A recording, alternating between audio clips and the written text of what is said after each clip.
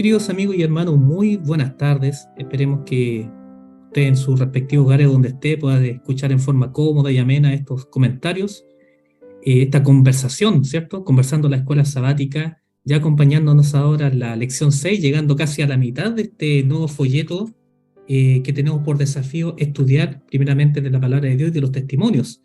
Lección 6, el misterio del Evangelio. Nuevamente nos vemos acompañados por nuestros queridos amigos y panelistas. Daniel Vera, ¿cómo estás tú, amigo? Muy bien, muchas gracias, Luciano. Agradecido también por la bendición de poder reunirnos una vez más y estudiar estos temas. La epístola a los Efesios es bastante interesante, así que ahora hay lecciones importantes que esperamos poder compartir con todos. Así es, Daniel. También saludamos a nuestro amigo y teólogo José Miguel Alarco. ¿Cómo estás? Bien, con la gracia del Señor, ¿no? Estamos ya avanzando en las lecciones del trimestre y esta semana no nos deja ajeno a tener una muy buena conversación, ¿no? Que nos va a llevar en profundidad a aspectos, a implicancias que a lo mejor directamente no están expresadas en el folleto, pero sí están conectadas, digamos, con lo que tiene que ver con nuestra iglesia actualmente, ¿no? Porque la epístola a los Efesios es una epístola a la iglesia de Dios, al cuerpo de Cristo. Así es, así es. Muchas gracias, José Miguel, y quería pedirte a ti mismo para que nos puedas dirigir la primera oración para comenzar. Vamos a orar.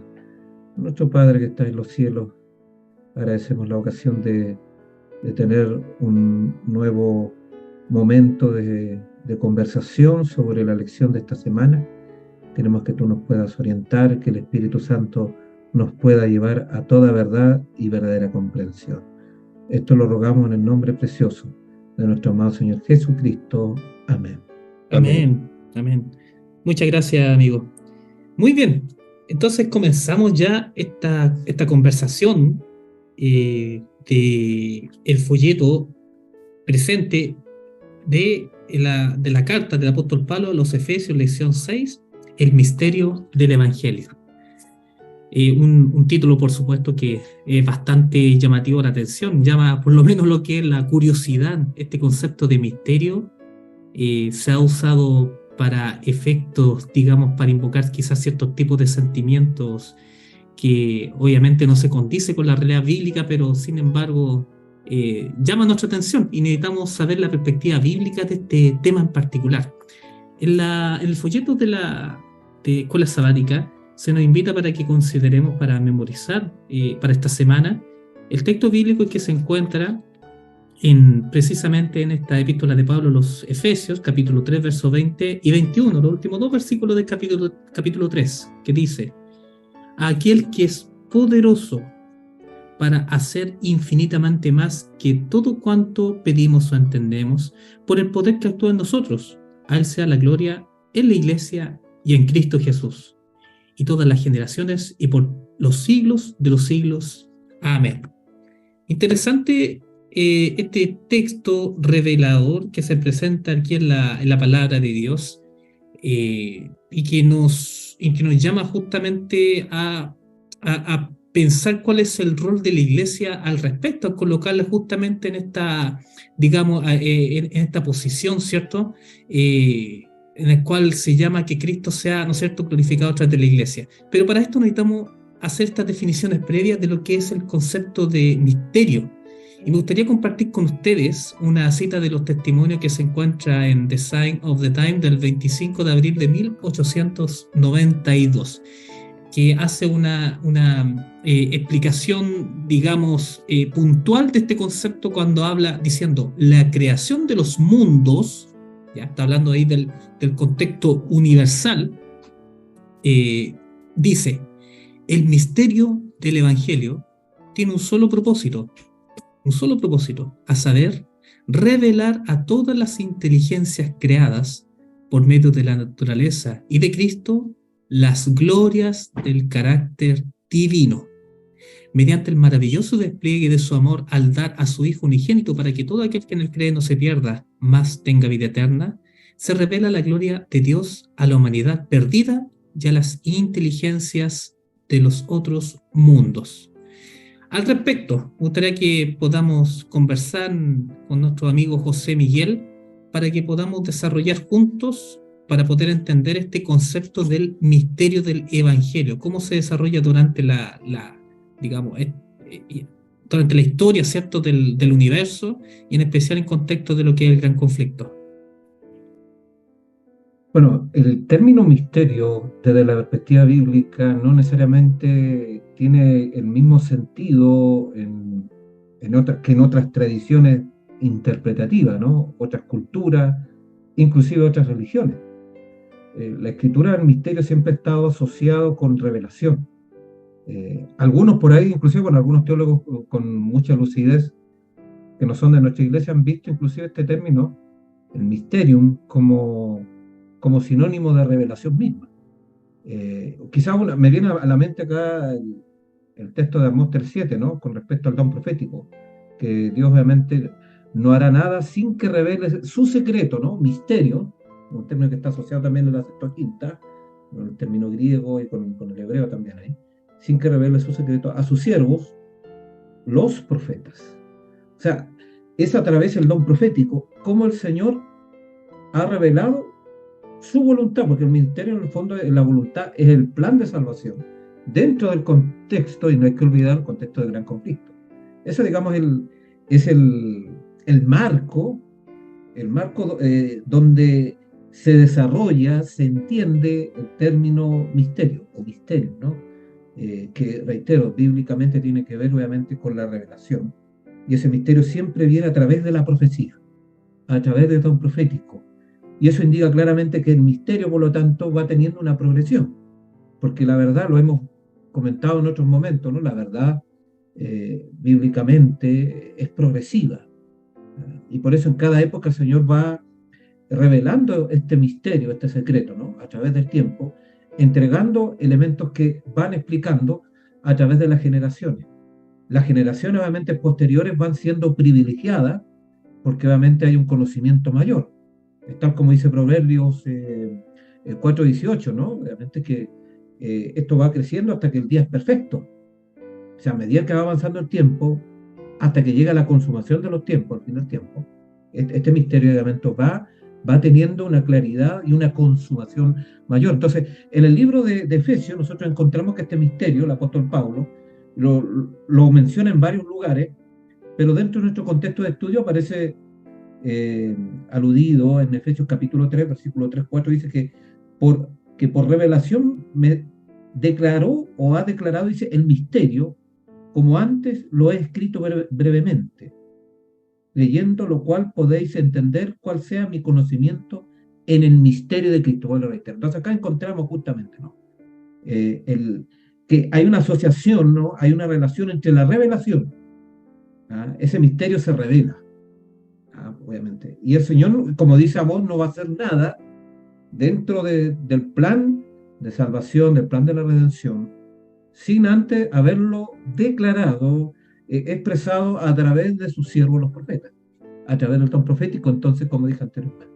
Y acá, en el caso del apóstol Pablo, él recibe, obviamente, otras luces de este misterio que las generaciones anteriores, que los profetas anteriores, ¿no? Especialmente del Antiguo Testamento, no tuvieron el privilegio de entender y comprender. Entonces, es importante. Ahora a Pablo se le está entregando una luz especial con respecto a ese misterio, ¿no?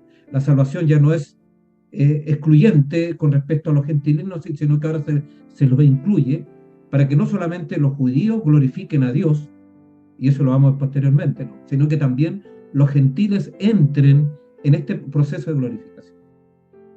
Y esto no está solamente expresado en Efesios, podemos de manera más clara verlo acá en este desarrollo, como Pablo también va entendiendo este término de misterio a través del don profético.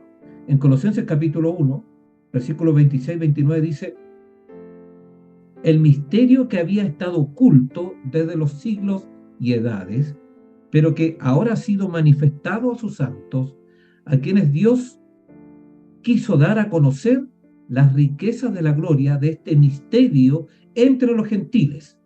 Bueno, hasta ahí llega Pablo en Efesios, pero Colosenses agrega algo más. ¿En qué consiste ese misterio? obviamente no solamente que fue revelado a los gentiles, sino que dice que es Cristo en vosotros, la esperanza de gloria, a quien anunciamos, amonestamos a todo hombre y enseñando a todo hombre en toda sabiduría, a fin de presentar perfecto en Cristo Jesús a todo hombre. Y dice, para lo cual también trabajo, luchando según la potencia de Él, la cual actúa poderosamente en mí. Entonces está claro que el misterio acá, el Señor le revela a Pablo, que obviamente va dirigido, se incluye a los gentiles, como dice Efesios, pero Colosenses ilumina un poco más y dice, ¿en qué consiste eso? Dice que es Cristo en vosotros, la manifestación, no un Cristo jurídico solamente, no un Cristo etéreo, sino un Cristo, digamos, que se entreteje en el carácter del pueblo de Dios, en el carácter del Hijo de Dios. Y eso entonces, como dice, permite presentar perfecto en Cristo Jesús a todo hombre. O sea, el fin es la perfección de todo hombre. Y Pablo dice, en el cual trabajo, Pablo estaba trabajando entonces, y ahí también nos coloca a nosotros cuál es la misión nuestra de lograr obviamente que nuestro semejante pueda manifestarse y reflejarse en Cristo y lograr entonces la perfección del carácter, como habla acá el apóstol Pablo. Y el mismo apóstol Pablo estaba luchando por eso, dice, luchando según la potencia de Él, la cual actúa poderosamente en mí. Ahora, uno puede preguntarse, ¿hasta acá queda la explicación? No. Nosotros encontramos que obviamente la consumación, la revelación mayor en la comprensión del misterio sigue creciendo, ahora con Juan, que es prácticamente el último profeta del Nuevo Testamento, especialmente el registro, estando en la isla de Patmos, en Apocalipsis capítulo 10, versículo 7, dice, sino que los días de la voz del séptimo ángel, cuando él comienza a tocar la trompeta, dice, el misterio de Dios se consumará, como él lo anunció a sus siervos, los profetas. Claramente, bueno, este capítulo 10 está hablando del surgimiento del remanente final, ¿no? Es paralelo a Apocalipsis 12, 17, 14, 12, en fin, tiene que ver obviamente con el surgimiento del pueblo adventista después del año 1844, donde claramente que dice que en este momento este pueblo entonces se va a consumar el misterio de Dios, que es Cristo en nosotros, que es la perfección, tal como lo dice el apóstol Pablo en Colosenses. ¿Y eso cómo se logra? Teniendo a Cristo como modelo. Y no es casualidad que la última promesa que encontramos de las 7 iglesias, que tiene que ver con la iglesia de la Odisea, dice Apocalipsis 3:21, al que venciere, le daré que se siente conmigo en mi trono, así como yo he vencido y me he sentado con mi Padre en su trono. Es interesante, si ustedes revisan para atrás, no tenemos tiempo, pero pueden revisar Apocalipsis 2:7, Apocalipsis 12:11, 12:17, 12:26, Apocalipsis 3:5, Apocalipsis 3:12, que son las iglesias anteriores. Toda la iglesia se le invita a vencer. Siempre la salvación ha obrado de la misma manera. Las condiciones para la vida eterna siempre ha sido la perfecta obediencia a la ley de Dios. Significa vencer el pecado. Pero la iglesia del tiempo del fin, la iglesia de Apocalipsis capítulo 17, donde se habla de que debe consumarse el misterio de Dios, lo va a consumar porque obviamente va a reflejar y va a vencer como Cristo ha vencido. O sea, se invita entonces a nuestro pueblo, obviamente, a que este misterio, obviamente, pueda manifestarse en su plenitud, pero hay una condición: tenemos que seguir el modelo que es Cristo Jesús. Así como Cristo venció, nosotros como hijos de Dios del tiempo del fin, podemos vencer y entonces consumar ese misterio que se le reveló a los profetas, que se le manifestó a Pablo en Efesios, que se le mostró a Juan en el Apocalipsis capítulo 10, 7 y en otras porciones más, y que también Dios ha levantado a través de los testimonios, ¿no? A través del don profético del lenguaje, donde se expresa claramente qué consiste justamente esta consumación de este misterio. Amén. Yo creo que lo que nos acaba de compartir José Miguel, por supuesto, es bastante completo, y si uno ve las evidencias que se presentaron, y por supuesto más que debe haber dentro de la escritura y de los testimonios con respecto a lo que es este misterio, se puede tener bastante claridad de lo que apunta el apóstol Pablo, por lo menos en su epístola a los Efesios, y que uno anhela, digamos, que se desarrolle más plenamente en las publicaciones.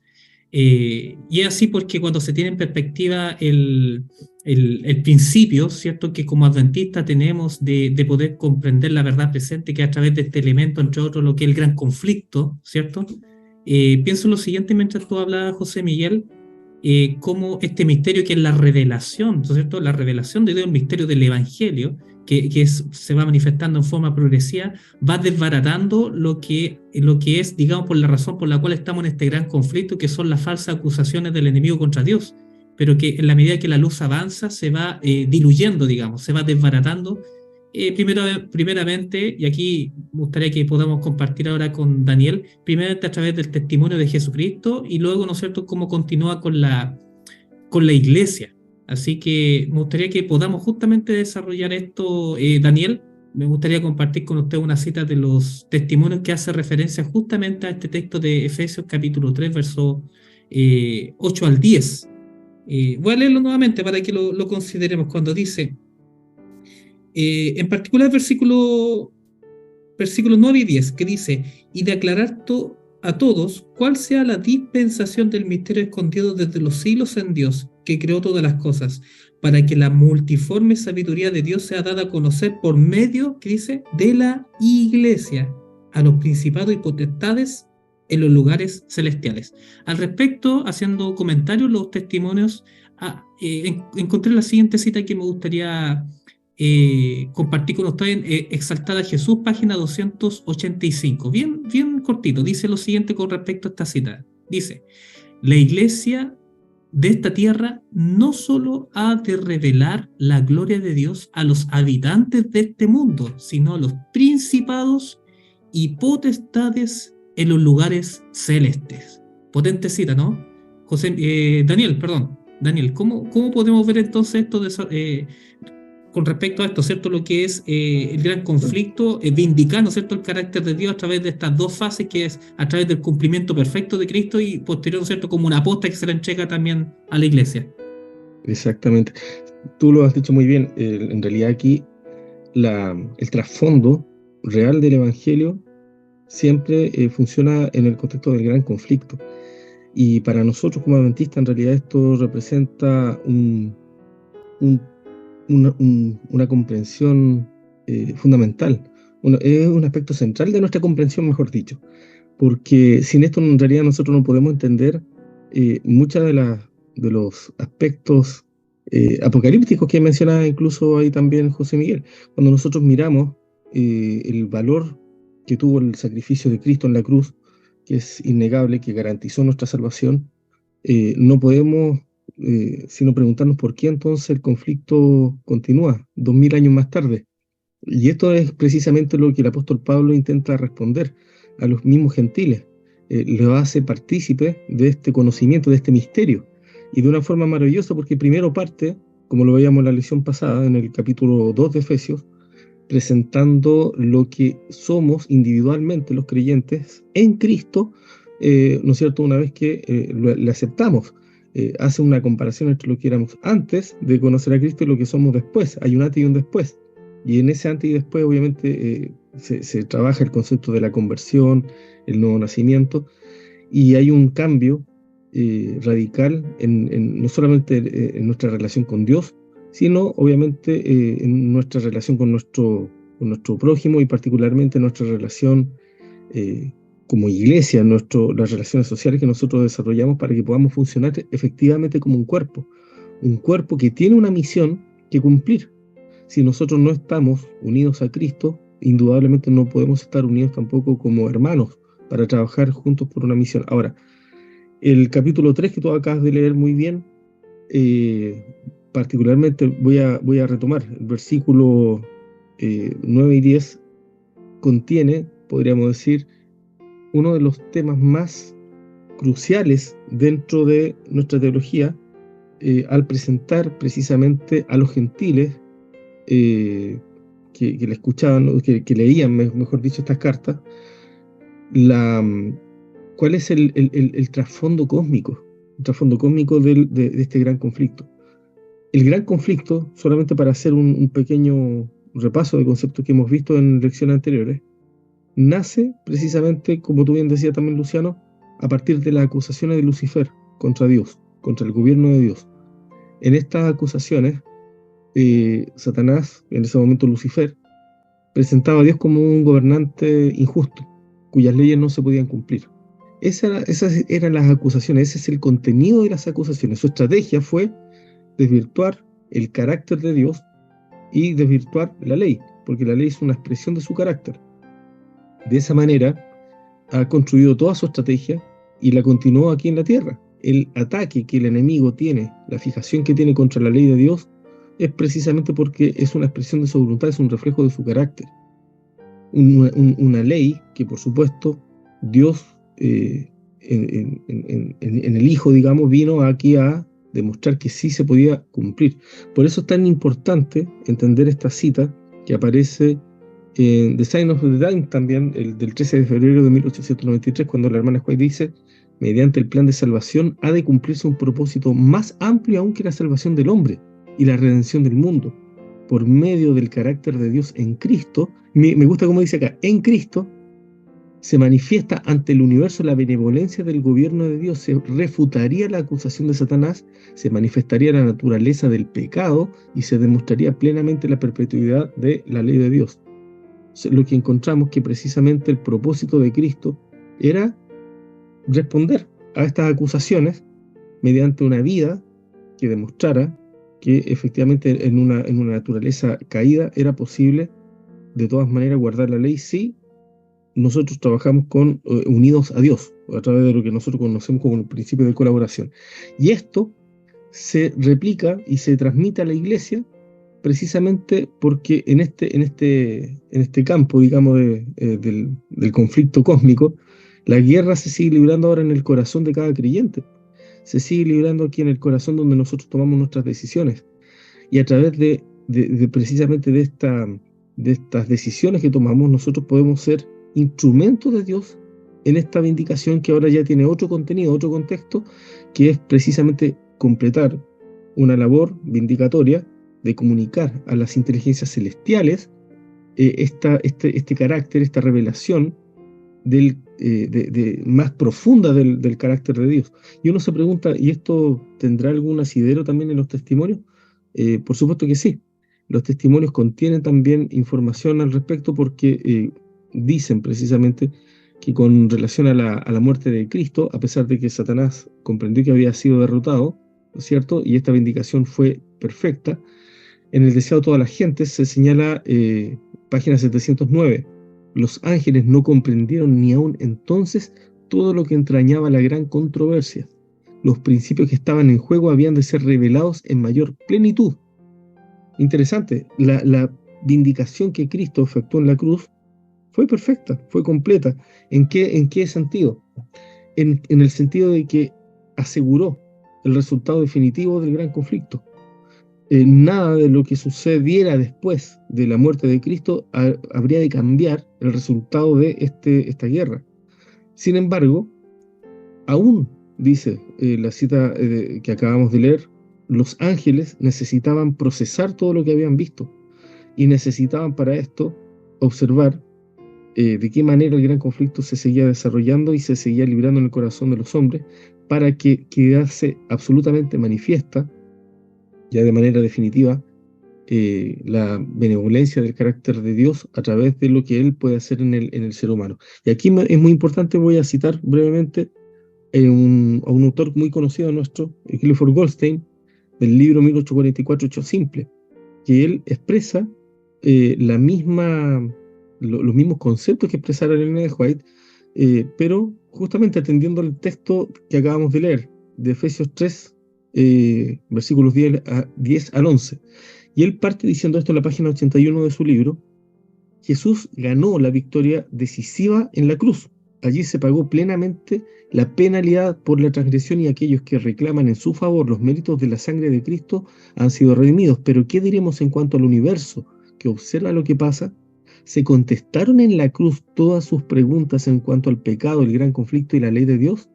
Aparentemente no, porque Pablo escribió que la intención divina era que la multiforme sabiduría de Dios sea ahora dada a conocer por medio de la Iglesia a los principados y potestades en los lugares celestiales, conforme al propósito eterno que hizo en Cristo Jesús nuestro Señor. Nuevamente, este propósito es revelado en Cristo.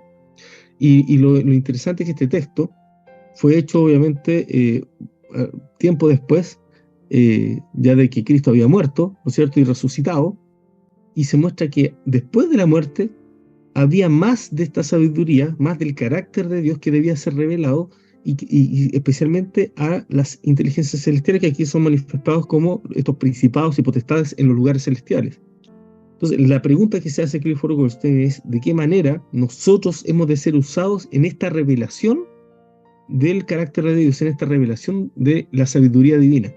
Y aquí acude a Efesios también, pero el capítulo 2 que habíamos leído la semana pasada, cuando dice el apóstol Pablo: porque somos hechura suya, creados en Cristo Jesús para buenas obras, las cuales Dios preparó de antemano para que anduviésemos en ellas.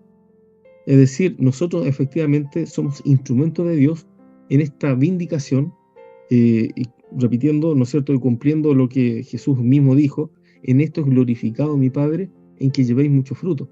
Es decir, podríamos reemplazar o intercambiar la palabra glorificado por vindicado perfectamente. En esto es vindicado mi Padre, en que nosotros llevemos mucho fruto. ¿Por qué? Porque los frutos del Espíritu glorifican a Dios, no glorifican al hombre. Algo que ya se ha repetido muchas veces hasta el cansancio, pero que es necesario, porque es precisamente en la obra de la santificación lo que glorifica a Dios, vindica a Dios, refuta las mentiras de Satanás. Nos unimos a Cristo en esta vindicación que Él mismo encabeza. Nosotros no completamos algo que Cristo haya dejado incompleto. Cristo sigue encabezando la obra vindicatoria, pero utiliza a la iglesia como instrumento vindicatorio. Muy, muy completo también lo que comparte, amigo Daniel. Muchas gracias por esta muy buen y completo comentario al respecto. Me quedo con algunos elementos que nos compartía al referirte el hecho de que Cristo es el que completa la redención, ¿cierto? La iglesia no tiene un rol corredentor, pero sí colaborador, que es distinto, digamos. Participa la iglesia, pero obviamente el mérito, el poder y la gloria le pertenecen a Dios. Entonces, la iglesia se mueve justamente en este sentido. De hecho, cuando uno lee las palabras de Cristo que tú muy bien citabas, Daniel, cuando decía que, ¿cierto?, en contexto que el Señor ponía el caso de la luz que no se coloca, ¿cierto?, debajo de la mesa, si se podría poner en este caso, sino en lo alto, así también sean vuestras obras, buenas obras, vistas por los hombres para que glorifiquen a Dios que está en los cielos. Entonces, la gloria de Dios es el tema central al respecto, y también uno desea, por supuesto, que al desarrollar estos temas que se presentan de forma tan nítida en la Escritura, lo que apunta Pablo aquí en Efesios capítulo 3, es que el tema central es la gloria de Dios. Es el punto justamente neurálgico, y que nosotros entendemos como el pilar fundamental de nuestra creencia y de la interpretación, digamos, de la Biblia, que es el tema del gran conflicto, que es tan potente. Al respecto, me gustaría que podamos ver un poquito más este rol que tiene la iglesia, o lo que nosotros conocemos también como el principio de colaboración, ¿cierto? De hecho, si uno se fija en la primera promesa, José Miguel, la primera promesa que encontramos en la Sagrada Escritura, que se encuentra en Génesis capítulo 3, verso 15, ¿cierto?, donde está la promesa ahí latente, en la última parte, que el enemigo se le aplastará la cabeza, y entendemos ese aplastar como el acto en el cual queda de manifiesto toda, digamos, la mentira, queda de manifiesto las últimas consecuencias del pecado por un lado, pero más importante, queda de manifiesto la gloria, el carácter, el amor de Dios, ¿cierto? Y como Pablo, en otra oportunidad ahora en Romanos, un texto también bastante conocido, dice cómo se va a resolver justamente en forma definitiva, y se va a cumplir esta profecía cuando dice en Romanos 16:20: y el Dios de paz aplastará en breve a Satanás bajo vuestros pies, ¿no es cierto?, indicando a la iglesia como la herramienta, ¿cierto?, el objeto que ha de utilizar Cristo para finalmente hacer término, resolución, ¿cierto?, de este gran conflicto, derribándolas en forma definitiva justamente los engaños del enemigo desde desde un principio. José Miguel, ¿cómo podemos entender mejor este rol de la Iglesia, especialmente en los últimos tiempos?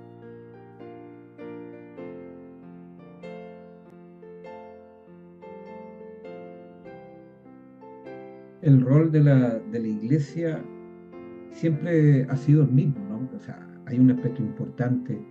La caída no generó un cambio de las facultades que el hombre tenía antes de que ocurriera, obviamente, el pecado de Adán y Eva. Una de las facultades extraordinarias y que tiene que ver justamente, y que es iluminado lo que hablaba anteriormente Daniel con el tema del gran conflicto, es el libre albedrío. Y el libre albedrío entonces le permite al ser humano poder interactuar con la divinidad. Lo hace no un ente radicalmente pasivo, como lamentablemente dentro del cristianismo se entiende, ¿no?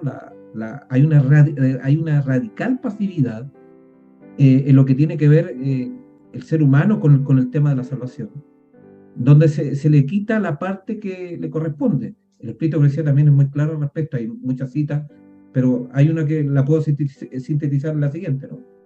Dios obra y el hombre obra. Ahí está justamente esa relación. O el esfuerzo humano más el poder divino. Esa es la ecuación salvífica de la Escritura. Y eso solamente es posible cuando tenemos claro el tema del libre albedrío. Eso lo tenemos claro cuando realmente no tenemos ese concepto de que nuestra naturaleza está totalmente depravada, como se enseña dentro del cristianismo general, dentro del protestantismo particularmente, y lamentablemente eso también ha entrado dentro de nuestros círculos teológicos de nuestra iglesia. Y se promueve mucho esa idea, y eso justamente hace, digamos, y genera un quietismo, paraliza justamente no solamente la obra misionera. Bueno, hay algunos que ven que es preocupante esa idea porque paraliza el trabajo misionero. Porque obviamente si somos pasivos en el tema de la salvación, tampoco podemos hacer mucho en lo que tiene que ver en cumplir la misión. Bueno, hay algunos que rescatan la parte misionológica, ¿no? La parte misionera, pero se olvidan que obviamente el tema colaborativo tiene que ver obviamente esencialmente con el tema de la salvación en primer lugar, y que tal como se decía anteriormente, eso no constituye mérito alguno. Al contrario, la Escritura siempre va a ser antimérito, pero nunca anticolaboración, nunca antiley. Por algo uno ve siempre esa tendencia, que la obediencia siempre está asociada con guardar la ley de Dios. Eso está claramente atestiguado en el Antiguo Testamento, y el Nuevo no deja de serlo. Es cosa ver, digamos, las características que se expresan con respecto al remanente del tiempo del fin, Apocalipsis 12:17. Guardan los mandamientos de Dios, Apocalipsis 14:12. Guardan los mandamientos de Dios. O sea, la obediencia está asociada a los mandamientos de Dios, y es posible la obediencia porque el ser humano tiene libre albedrío y puede colaborar, porque obviamente guardar los mandamientos de Dios es la parte que nos corresponde a nosotros. La capacidad para hacerlo es el poder del Espíritu. El Espíritu Santo, morando en nuestros corazones, obviamente facilita esa tarea. Los testimonios hablan justamente en esta relación interesante que el hombre trabaja con el principio de la adición, ¿no? La adición es la suma, pero el Señor es el que trabaja con el principio de la multiplicación. Él es el que multiplica las acciones, Él es el que multiplica obviamente las colaboraciones del ser humano, la parte con la que corresponde. Por eso hablamos en ese sentido de que no hay mérito alguno en el hecho de orar, es una necesidad, y es también vindicatorio, como se hablaba anteriormente. O sea, en otras palabras, el principio de cooperación, el libre albedrío, permite darle gloria al Señor. Por eso no es casualidad lo que aparece en el mensaje del primer ángel, ¿no? A temer a Dios y darle gloria, dar testimonio, tal como también hablaba anteriormente Luciano de la cita, tiene implicancias no solamente acá en cuanto a la parte misionera de alcanzar al ser humano, sino da testimonio ante el universo, porque estamos en un cuestionamiento cósmico con respecto a Dios, ¿no? El diablo tiene una acusación gravísima contra el Señor, contra Dios, y obviamente él debe ver justamente que esas acusaciones son infundadas no solamente con sus propias declaraciones, como algunos lo entienden, ¿no? Decretos eternos, ¿no? Tienen que ver con hechos concretos, manifestados no solamente con las acciones divinas, sino también manifestados en la vida de sus criaturas. Amén. Muy, muy claro también. Bueno, también comentar con respecto al tema del principio de colaboración. Me gustaría que Daniel nos pueda dirigir también las últimas palabras, que en contraposición a esta idea, digamos, y bueno, se ha mencionado en nuestras conversaciones, ¿cierto?, lo que es el monergismo. Por un lado, lo que es el intento humano en forma unilateral de cumplir con las exigencias divinas, y el otro monergismo, que consiste en un sentido más bien, digamos, predeterminista de Dios, que Dios trabaja, digamos, o solo, ¿cierto?, sin la colaboración del ser humano. Como en definitiva nosotros, cuando comprendemos precisamente este principio de colaboración, se cumple este propósito para nosotros, también ahora, Daniel, y en particular para los últimos tiempos. Bueno, en el libro de Efesios, los últimos textos que estábamos viendo en la lección de esta semana, menciona el versículo 17 una expresión que es fundamental.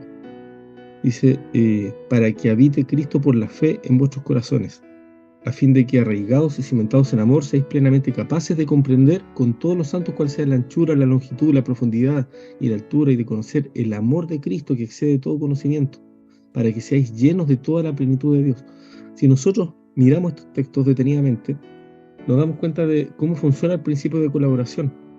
El principio de colaboración consiste precisamente en eso, en que Cristo mora en nuestra vida, en nuestro corazón, en nuestra mente, de tal manera que solo por esa forma, por esa vía, como dice acá, seamos capacitados, seamos capaces. Sin Cristo morando en nuestro corazón, nosotros somos totalmente incapaces de conocer en profundidad el amor, el carácter de Dios, la relación con Cristo, esta invitación que Él quiere tener con nosotros, esta cena, esta íntima comunión, se ve por supuesto manifestada en la última iglesia, como tú muy bien decías, en la invitación que le hace la iglesia de la Odisea.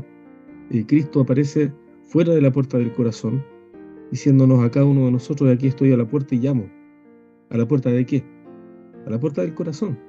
Cuando Él dice, si alguno oye mi voz y abre la puerta, entraré a Él y cenaré con Él y Él conmigo.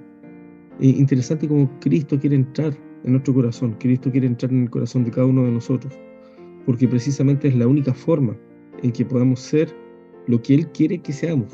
Cuando nosotros miramos este principio de colaboración, por lo tanto, aplicado a la salvación, que es el contexto que mayormente vemos nosotros, ¿no es cierto?, en el libro de Efesios, cómo se explica y cómo se aborda la salvación y se conecta con la misión y el gran conflicto, ¿no es cierto? Nosotros miramos ya la dimensión real de este principio. Y hay una cita del espíritu de profecía que yo creo que es aún mucho más clara o reafirmatoria de todos estos conceptos, cuando dice lo siguiente en Hechos de los Apóstoles, la página 384. La obra de ganar la salvación es una operación mancomunada. Debe haber cooperación entre Dios y el pecador arrepentido. Y fíjense cómo dice a continuación, dice, es necesaria para la formación de principios rectos del carácter. El hombre debe hacer fervientes esfuerzos para vencer lo que le impide obtener la perfección, pero depende enteramente de Dios para alcanzar el éxito. Amén. Aquí este concepto de la continua dependencia es fundamental. Luego dice, los esfuerzos humanos por sí solos son insuficientes. Sin la ayuda del poder divino no conseguirá nada. Dios obra y el hombre obra, que era lo que mencionaba justamente José Miguel. La resistencia a la tentación debe venir del hombre, quien debe obtener su poder de Dios. Entonces, el principio de colaboración es sumamente claro, y aquí nos habla y nos llama, nos invita a una continua dependencia. Amén, muy, muy claro, y gracias por establecer el punto ambos con respecto a este principio tan importante como el principio de colaboración, y que solamente a través de este principio se encuentra una respuesta y que va en consonancia justamente a la resolvencia del gran conflicto, que no es otra cosa sino hacer una demostración a través de seres libres, ¿cierto?, de que se manifieste de que Dios es bueno, que Dios es justo, ¿no es cierto? Su ley puede ser guardada a través de personas que han sido liberadas por Él, porque uno eventualmente podría retrucar con una frase, digamos, que, bueno, es propio de la tradición calvinista con respecto a lo que es la soberanía de Dios, ¿cierto?, que tiene que ver con los decretos eternos, o quizás lo más cercano a nosotros tiene que ver con el tema de la predestinación. la predeterminación, pero que sin embargo no encontramos ese tipo de respuesta en la palabra de Dios. Lo que uno encuentra en la palabra de Dios en forma muy, muy clara es el deseo de Dios para que nosotros podamos participar y dar un testimonio libre de que Él es bueno, de que Dios es justo, que Dios es amor. Y el propósito justamente de la lectura que estamos compartiendo es justamente este llamado precioso para que podamos ser uno con Cristo a través de la manifestación de este cuerpo que es la iglesia siendo en la cabeza. Así que damos gracias por esta conversación, estos comentarios de conversando en la escuela sabática, ya habiendo cumplido, ¿no es cierto?, una nueva lección que fue esta, la lección 6, y que nos permitió, por supuesto, ahí conversar un poco más sobre esta preciosa revelación que se presenta con respecto al misterio del Evangelio, y que llegamos nuevamente a la conclusión de inicio que tiene que ver con mostrar la gloria, ¿no es cierto?, o el carácter de Dios ante el universo. Damos gracias y pedimos a nuestro amigo Daniel ahí para que nos dirija. Perfecto. Ahora también para finalizar con la última oración. Por supuesto, oremos. Padre bondadoso, que estás en el cielo y aquí con nosotros, santificado y glorificado sea tu maravilloso nombre. Te agradecemos por la hermosa bendición que nos ha dado de poder tener este nuevo conversatorio. Te agradecemos, Señor, porque tú nos guías, nos cuidas, nos ayudas para poder ir profundizando y entendiendo cada vez más las riquezas maravillosas que encontramos en tu palabra. Y en esta oportunidad te rogamos, Señor, que esta invitación, esta promesa que manifiesta el apóstol Pablo a los Efesios se cumpla en nosotros, de que tú puedas habitar en nuestros corazones para que efectivamente podamos tener la comprensión más maravillosa de tu carácter y que nos permita, Señor, ser instrumento en tus manos a fin de que tú puedas cumplir tu propósito a través de Jesucristo en nosotros, Señor. Rogamos, Señor, que nos ayudes como iglesia, bendiga a nuestros dirigentes, a nuestros hermanos y a todos los que escuchan, Señor, este podcast, para que de alguna manera, Señor, el Espíritu Santo vaya tocando nuestro espíritu, animándonos a buscarte con intensidad en estos días que son claramente los días finales de la historia de este mundo. Lo pedimos y agradecemos en tu santo nombre. Amén, Señor. Amén.